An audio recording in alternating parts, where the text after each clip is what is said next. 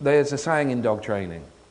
When you start off as a dog trainer, and we all started somewhere, I can remember my early beginnings, you start off with 2 buckets. And one is a bucket that's full, and it's called a bucket of luck. And the other is a bucket that's empty, and that's called the bucket of experience. The hope always when you start up is to fill your bucket of experience before your bucket of luck runs out. I'm still filling my bucket of experience, and I think I still have a little bit of luck left in the other bucket. So, where we talk, this is a course on aggression, 3 days on aggression. My usual course is 4 days on aggression, so we've had to squash it down a little bit, so there's bits I'll need to miss out. But it depends on the interpretation of the word aggression, doesn't it? Aggression, the intention to do harm. That's the dictionary definition of aggression, the intention to do harm. So if I intend to do you harm, you could say that I am behaving aggressively.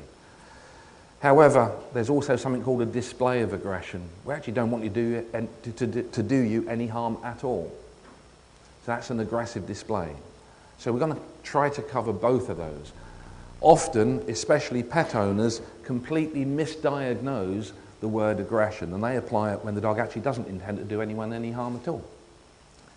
5-year-old dog, and the owner says, if you try to touch him, if he doesn't know you, watch out because he'll snap at you. And you say, how many people has he ever bitten? 5 years of age, never ever bitten anyone. Well, so he's not aggressive, is he? He's worked out how to avoid you touching him, and if he'd wanted to bite you, well, he would have done 5 years ago. It's a big difference between aggression, intention to do harm, and a display. So we'll start right at the beginning when we start looking at what's happened around the world, because one of the reasons this seminar is filled out is because aggression is getting worse worldwide. In some countries, it's rapidly getting worse, more so than in some other countries. Again, I'm just going to give you information based on my experience of travelling around the world. It is whether you like it or not. Oh, some of what I'm going to say, by the way, is going to touch on nerves. And quite a lot of what I'm going to say, especially when we get to dog-to-dog aggression, is going to completely turn around everything that you thought was true about dogs. But I'm going to tell you nothing that I'm saying is necessarily right, but also nothing that I'm saying is necessarily wrong. It's a different approach. I think we need to rethink how we're running training classes and how we're dealing with aggressive dogs, because around the world, up until probably 3 years ago, it was generally recognised by people who travelled that in the USA you had the worst aggression problems with your dogs than any other country of the world. Your dogs are worse. Okay? I think in the UK we've just overtaken you over the last 3 years. Yeah. That we've seen exactly the same happen in the UK. But we haven't seen it in other countries, which is bizarre. So if you go to a country like Belgium, dog-to-dog and dog-to-people aggression has not got worse. It's remained static, probably over the last 20 years. Go to Italy, go to a lot of European countries, and behaviour with dogs is not getting worse. So what is it that makes America, or what used to make America, the leading country for aggression in their dogs? Again, the difficult thing sometimes to recognise is the behaviour of children and dogs in any culture anywhere in the world is mirrored. Any culture where you see child behaviour. Let me explain about child behaviour. Children that have little respect for their parents, little respect for elderly people, little respect for property. If you look at all the cultures where you see an increase in that, you'll see an increase in exactly the same problems with dogs. Forgotten about. Okay, so we're now going to take a look at, first of all, aggression, and we're looking at dog-to-people aggression, and we're going to prevent it. Okay?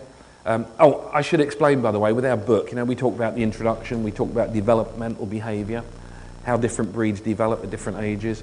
In England, you can work this one out. In England, because of our seasons, I wouldn't recommend that if you're a pet owner, you buy a German Shepherd that's born somewhere around January. If you're a pet owner. If you're a dog enthusiast, probably won't make any difference.